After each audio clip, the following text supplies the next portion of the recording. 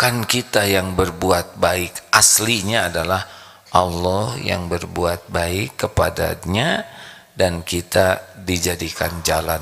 Tidak ada yang lebih pahit dari berharapnya hati kepada Allah. Allahumma aftah lana hikmataka ya Allah.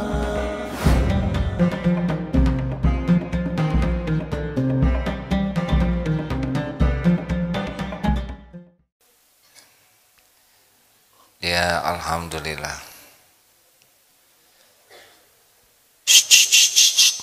Adik-adik sangat tidak terbiasa di majelis ilmu ada yang berbicara ya.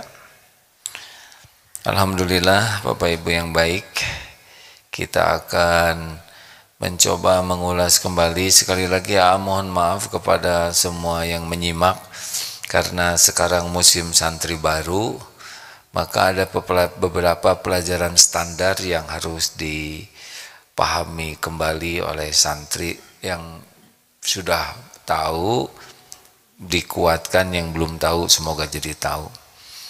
Jadi di dalam surat Al-Hujurat ayat 13, A'udzubillahi minasyaitonirrajim. Ya ayyuhan nas inna khalaqnakum min dzakari wa unsa wa ja'alnakum su'uban wa qabaila lita'arafu inna akramakum 'indallahi atqakum innallaha 'alimun khabir. Benar begitu ya? Hei manusia.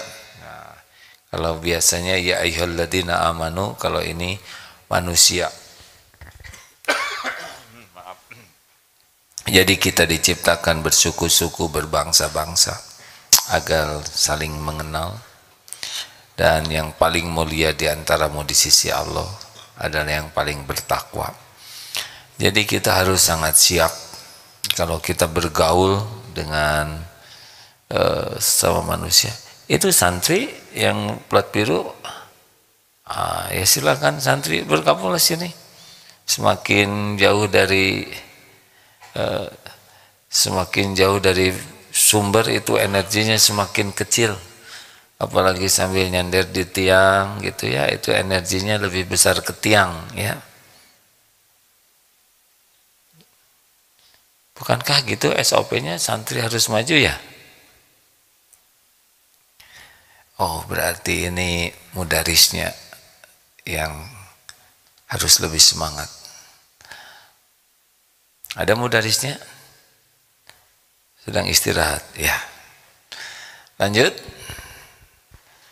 Jadi 2B 2L.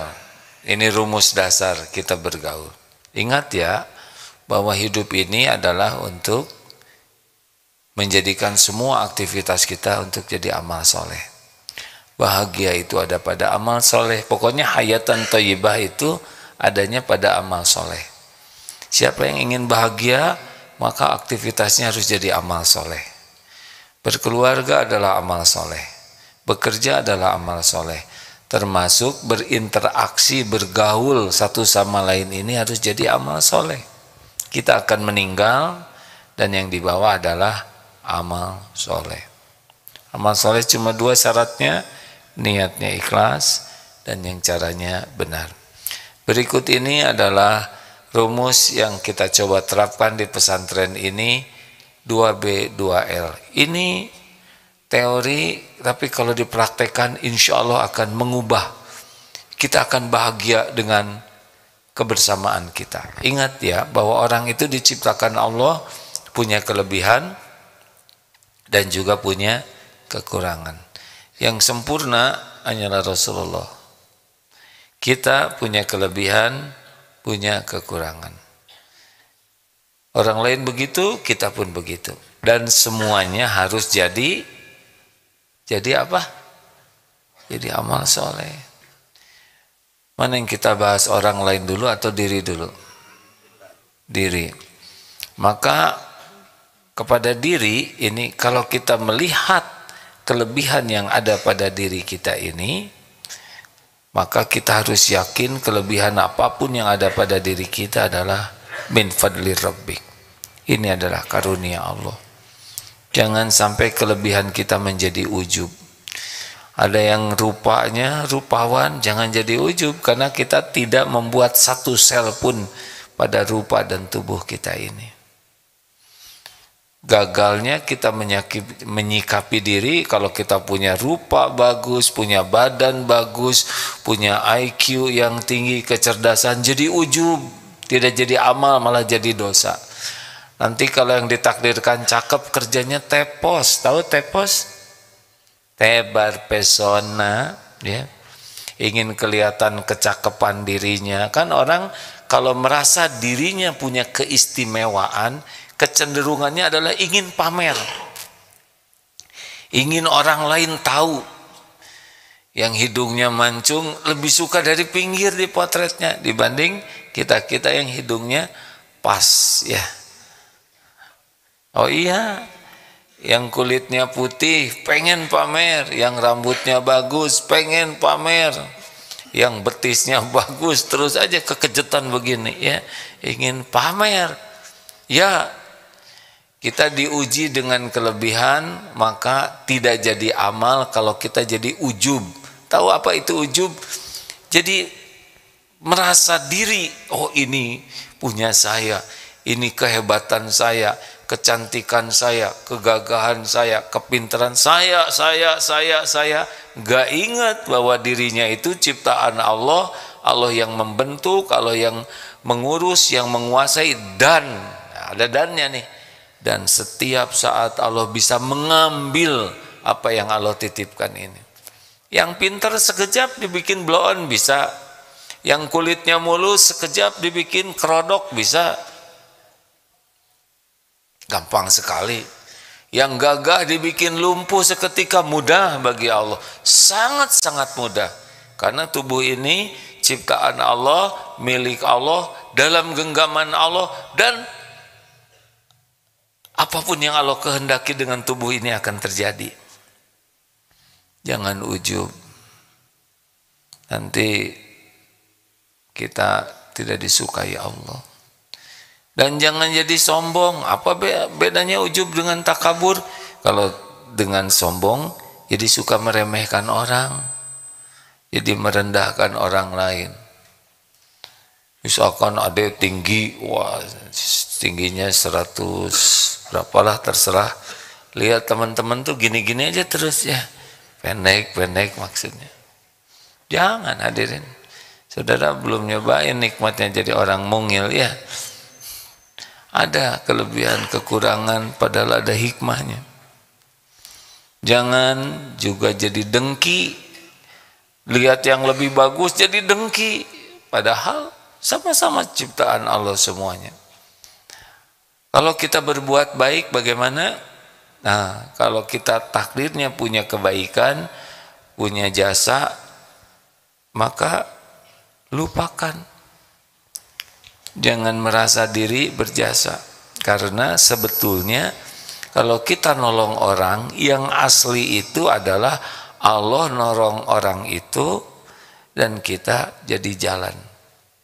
Maaf ya, seperti sekarang ini ya. Kalau toh ceramah ini ada manfaatnya, maka sebetulnya Allah lah yang menghendaki manfaat itu sampai kepada yang menyimak, dan yang bicara ini diuji jadi jalan. Kalau jadinya ujub, jadi baik kan? Saudara jadi baik kan gara-gara dengar ceramah saya, udah langsung hilang pahalanya. Ini masjid yang saya bangun, langsung hilang pahalanya. Karena jadi merasa saya, padahal masjid ini sudah tertulis di Lauh Mahfudz sebelum kami diciptakan yang bangun Darut Tauhid. Kami yang di Darut Tauhid ini adalah orang-orang yang diuji oleh Allah terwujudnya apa yang Allah rencanakan. Jadi tidak boleh merasa berjasa. Ini para ustadz di Darut Tauhid, guru-guru, kalau nanti santri-santrinya ada yang sudah besar dan sukses dan kita jadi orang yang sudah tua, oh itu menteri lulusan Darut Tauhid kita nggak usah ujub. Itu menteri itu dulu murid saya, nggak usah disebut-sebut, karena bukan karena kita yang ngajar mereka jadi pejabat, jadi menteri, jadi kiai, bukan kita yang ngajar, kita memang ngajar, bukan jasa kita, gitulah. Halo, jelas kan ini kepada para ustadz kiai di Darut Tauhid, kalau nanti ini tuh hafal Quran itu murid saya, mungkin boleh menyebut begitu ketika ini muridnya siapa ditanya murid. Tapi kalau itu berprestasi ya nggak usah nebek. Tahu nebek? Nebeng beken. Nah, alhamdulillah. Katanya bapak dulu gurunya ya. Oh iya, tapi lah saya sih cuman ngajar sedikit dan sebentar. Jadi jangan seakan-akan kalau orang jadi sukses, jadi apa, seakan-akan itu jerih payah kita. Enggak, itu Allah yang menghendaki kita diuji jadi jalan percikan ilmu. Jangan suka ngaku-ngaku jasa ya. Halo, setuju? Bukan kita yang berbuat baik, aslinya adalah Allah yang berbuat baik kepadanya, dan kita dijadikan jalan ilmu, jalan rizki, jalan pertolongan, jalannya itu jalan saja. Karena kalau Allah tidak menolong kita, kita tidak bisa berbuat baik.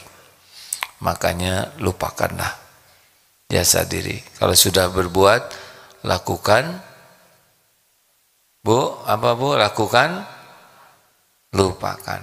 Perlukah kita mengingat-ingat jasa baik kita? Kok pelan jawabnya? Perlu tidak? Nah, kita harus belajar pikut terhadap. Perlukah kita mengingat-ingat kebaikan kita? Perlukah kita menunggu orang lain berterima kasih? Menuntut orang lain berterima kasih? Menuntut orang lain balas budi? Gimana kalau kebaikan kita dilupakan oleh orang lain? Jawab. Gimana kalau kita udah berjuang habis-habisan dan orang yang kita bantu nggak ingat kepada kebaikan kita? Bagaimana? Benar? Asli? Teori mah gampang, Pak. Aslinya mah jengkel weh. Kenapa jengkel? Karena kurang ikhlas. Kalau ikhlas nggak ada jengkel. Mau sedunia melupakan kita, ya nggak apa-apa. Yang penting kita dicintai Allah. Rezeki kita kan bukan dipuji orang. Rezeki kita rezeki kita jadi orang yang terpuji dalam pandangan Allah. Sesudah kita terpuji dalam pandangan Allah, terserah apakah Allah mau membuat orang memuji kita atau tidak. Tapi Allah suka ke kita, udah pol, udah segala-galanya.